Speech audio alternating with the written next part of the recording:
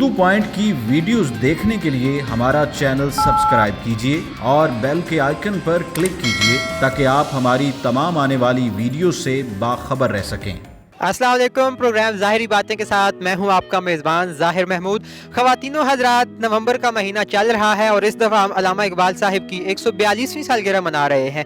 इसी सालगिरह की मुनासबत से आज हम आपको लेके जा रहे हैं उस कमरे में जहां अल्लामा इकबाल अपने ज़माना तालिब इल्मी में 5 साल मुकीम रहे। जी हाँ, ये कमरा गवर्नमेंट कॉलेज यूनिवर्सिटी लाहौर के इकबाल हॉस्टल में मौजूद है और हाल ही में इकबाल हॉस्टल की 125वीं सालगिरह के मौके पर इसको रेनोवेट किया गया है। आइए आपको दिखाते हैं अल्लामा साहब का कमरा।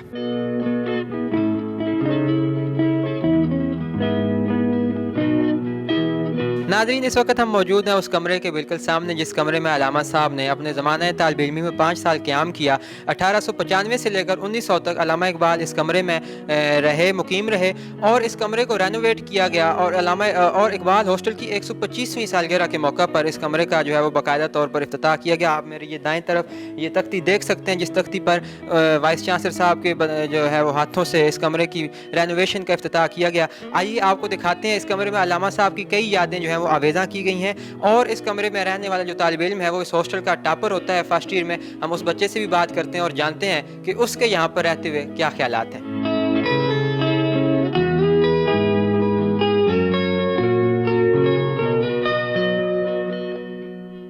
नाज़रीन, ये वो रैक है जो रैक जो है वो अल्लामा साहब के ज़ेरे इस्तेमाल रहा और इसमें वो अपनी किताबें जो है वो रखा करते थे और इसके साथ एक खोंटी लगी हुई है। ये खोंटी भी अल्लामा साहब के ज़ेरे इस्तेमाल रही और ये दोनों चीज़ें जो है वो 1900 से लेके अब तक जो है वो उनको महफूज रखा गया और अब इसको यहाँ कमरे में आवेज़ा किया गया। मेरी इस तरफ अगर आप ये वाली तस्वीर देखते हैं तो ये तस्वीर अल्लामा साहब की दरियाफ्त शुदा अब तक की सबसे पुरानी तस्वीर है और इनकी ये जो मूँछों का स्टाइल है वो उनके एक उस्ताद थे, उसके मुताबिक उन्होंने अपनी मूँछें रखी हुई थी। उनको मतलब वो इतना पसंद करते थे कि उन्होंने अपनी मूँछों का स्टाइल भी जो है अपने उस्ताद की तरह रखा।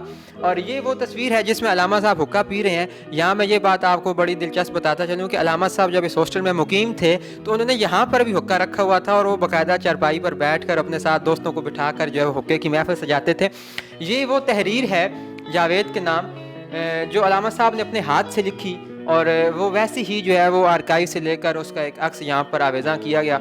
और ये वो तहरीर है इकबाल के बाज़ हालात अज़ ग़ुलाम भीख नेरंग, जो उनके एक दोस्त थे जो उनके साथ यहाँ रहते थे इकबाल हॉस्टल में और उन्होंने इस तहरीर में बताया कि अल्लामा साहब का कमरा जो है वो किस तरफ था और इसी तहरीर से जो है वो उन्होंने रेनोवेट किया इस कमरे को। इसलिए भी ये तहरीर अहम है कि एक अरसा दराज के बाद अल्लामा साहब के कमरे को जो है वो डिस्कवर किया गया और फिर उसको रेनोवेट किया गया। इससे पहले ये गुमान था कि जो कमरा नंबर 1 है हॉस्टल में वही अल्लामा साहब का कमरा है।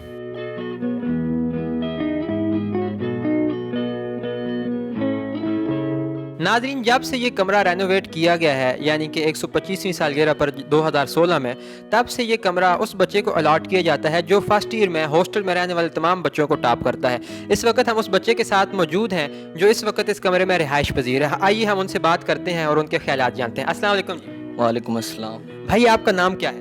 मेरा नाम मोहम्मद उसामा आफ्ताब है और मैं प्री मेडिकल ग्रुप में इस टाइम हॉस्टल में टॉप किया मैंने और उसी वजह से मुझे ये कमरा मिला है। अच्छा, आपके कितने नंबर आए फर्स्ट ईयर में? मेरे 476 आउट ऑफ 505। अच्छा, तो आप ज़ाहिर सी बात है सबसे ज़्यादा पढ़ने वाले बच्चे हैं, तभी जो है वो आपको ये कमरा अकेले तफवीज़ किया गया है।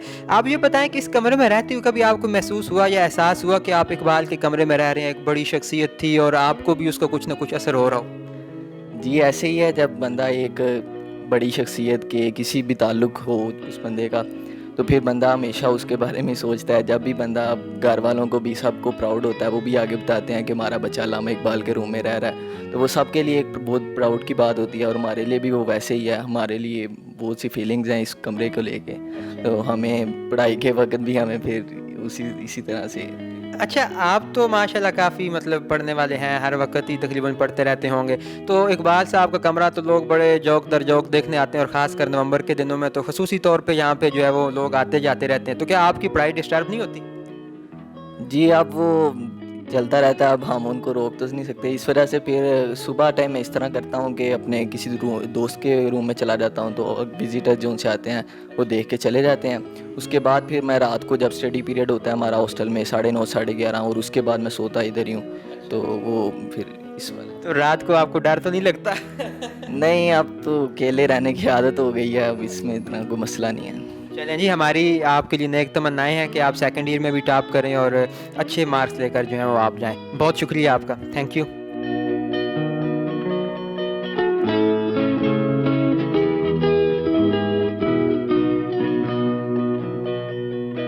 ناظرین، اس وقت ہم موجود ہیں اقبال ہاسٹل میں اور علامہ صاحب کے کمرے کے بالکل سامنے کھڑے ہیں، اور ہمارے ساتھ موجود ہیں اس ہاسٹل کے سب سے پرانے ملازم جو اس وقت یہاں پر کیئر ٹیکر کے طور پر اپنی خدمات سر انجام دے رہے ہیں، اظہر صاحب۔ آئیے ہم ان سے بات کرتے ہیں اور جانتے ہیں کہ ان کے تجربات کیسے رہے اس کمرے کو رینوویٹ کرنے کے حوالے سے۔ السلام علیکم سر۔ وعلیکم السلام جی۔ سر کیسے ہیں آپ؟ جی ٹھیک۔ سر آپ کا نام پورا ذرا بتائیے اور اپنے علاقے کا بھی بتائیے۔ اظہر محمود نام ہے میرا، اور میرا تعلق جہلم سے ہے۔ اچھا، آپ کب سے یہاں پر ہیں؟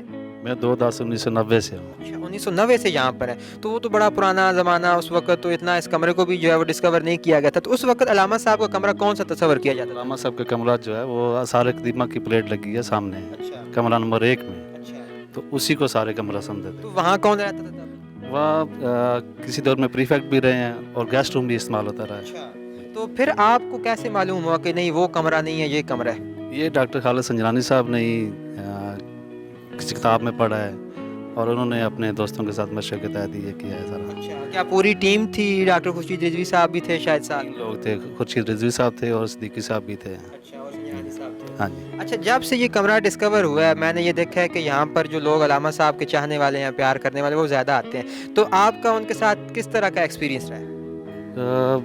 ہر آدمی ایک بڑے اچھے جذبے کے ساتھ آتے ہیں، اور بے شمار لوگ آتے ہیں۔ اتنا رہنے والے لوگوں کو نہیں ہے اس کی اہمیت جتنا باہر کے لوگوں کی اہمیت ہے۔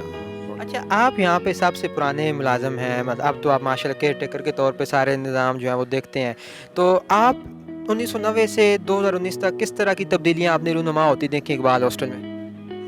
اقبال ہاسٹل میں بس ہر قسم کے لوگ آتے رہے ہیں، اور دن بدن ترقی ہوتی رہی ہے اس کی، اور بہت کام ہوئے ہیں، بہت تبدیلیاں آئی ہیں اس میں، کافی چیزیں۔ اس وقت کون تھے سپرنٹینڈنٹ 1990 میں؟ ملک نور محمد صاحب تھے۔ اچھا، پھر اس کے بعد کون اس آئے؟ کے بعد خالد محمد صدیقی صاحب آئے، اچھا پھر میجر اشرف صاحب آئے، اچھا اس کے بعد عقیل واگا صاحب آئے، اچھا پھر بابر صاحب آئے، اچھا۔ اور اس کے بعد ڈاکٹر خالد سنجرانی صاحب آئے۔ آپ نے ان سارے لوگوں کے ساتھ کام کیا اور اپنا تجربہ بھی آپ نے بڑھایا، تو آپ کو سب سے زیادہ اچھا جو ہے وہ کن کے ساتھ ٹینیور جا؟ بس وہ سارے ٹھیک ہی رہے ہیں میرے ساتھ جیسا۔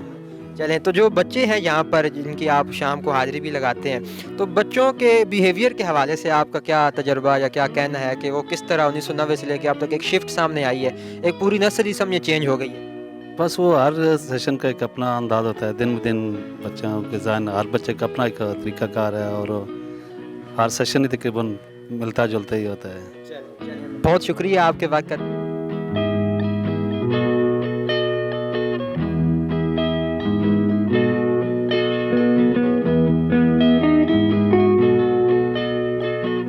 ناظرین، یہ تھا اقبال ہاسٹل اور یہ تھا اقبال کا کمرہ۔ آپ نے دیکھا کہ یہاں کی انتظامیہ نے اور سپرنٹینڈنٹ ڈاکٹر خالد محمود سنجرانی صاحب نے اس کمرے میں اقبال صاحب کی یادوں کو کس طرح محفوظ کیا ہے، اور یہ کمرہ ہمیشہ کی طرح اس بچے کو تفویض کیا جاتا ہے جو اپنے سیشن میں سب سے زیادہ نمبر لے کر آتا ہے۔ اس کے ساتھ ہی ہمیں دیجیے اجازت، دیکھتے رہیے اردو پوائنٹ۔ خدا حافظ۔